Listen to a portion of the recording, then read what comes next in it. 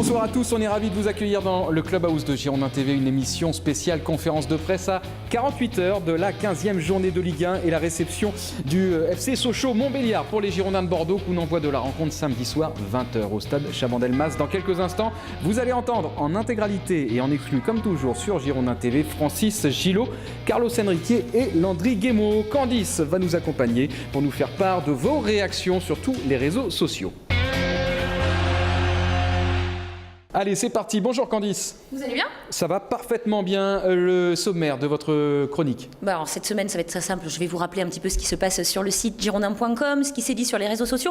Et puis, on va parler aussi de la nuit soccer universitaire, du soccer universitaire. On en parle dans quelques instants. Mais pour l'heure, on rejoint la salle de conférence de presse où Francis Gillot s'est installé pour répondre aux journalistes. Il y a Ludo qui sera absent encore au moins une semaine. Marc qui s'est pas entraîné normalement encore, donc à voir demain.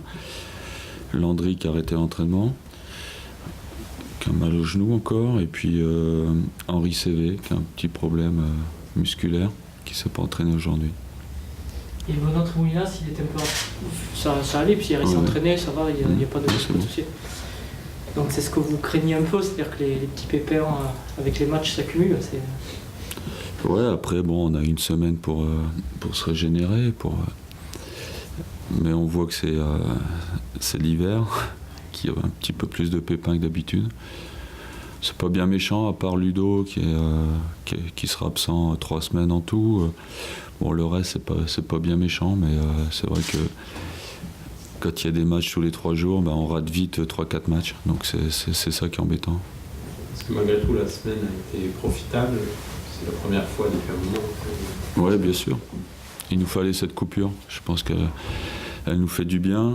Il y en a qui se sont régénérés. On a vu mercredi, il y avait quand même pas mal d'intensité. J'ai vu des joueurs qui avaient retrouvé de la fraîcheur. Donc ça fait du bien d'avoir une semaine sans match. Et vous avez pu le revoir, réanalyser le match de Montpellier. Oui, bien sûr. Avec le recul, vous pensez quoi ? Toujours la même chose.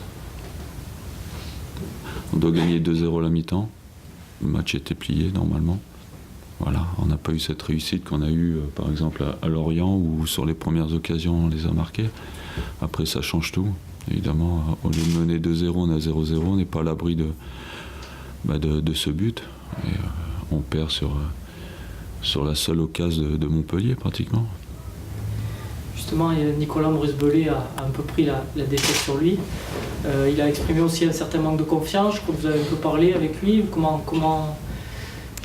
Je lui ai expliqué, il y a Ibrahimovic qui a raté la même occasion contre Saint-Etienne et derrière ils se sont fait éliminer. Et c'est pas la faute à Nicolas Maurice-Belay si on a perdu à Montpellier. Un attaquant, parfois il marque, parfois il marque pas. On ne peut pas mettre une défaite sur un raté d'un joueur devant le but. Vous pensez qu'il en a fait, comment dire, qu'il le prend trop sur lui? Oui, bien sûr, voilà. bien sûr. Et du coup, ça le... il a affecté. Oui, il a affecté, mais bon, après, voilà, ça passe. Même les plus grands joueurs, ils ratent ses occasions. En plus, il fait le bon geste, il dribble le gardien. Des situations comme ça, j'en ai vu des centaines en 15 ans de carrière d'entraîneur. Voilà, il y a des joueurs qui reviennent sur la ligne, qui dégagent. Voilà, ça arrive. On ne peut pas dire qu'il ait raté cette occasion. Et des situations comme ça, comment on en sort justement? Ça repart par les bases, Tous les joueurs ont ce même problème. La preuve, c'est que même les plus grands en France, comme Ibrahimovic, il a eu cette situation, il ne l'a pas marqué non plus. Donc, non, je veux dire le manque de confiance, plus que l'occasion. Ça va revenir, il n'y a pas de raison. Il va refaire un bon match et il aura tout oublié. Mais bon, il ne faut pas qu'il se prenne la tête avec ça. Oui, il a l'air de se la prendre beaucoup. Oui, justement. Mais bon, j'ai vu cette semaine, il était beaucoup mieux dans le jeu.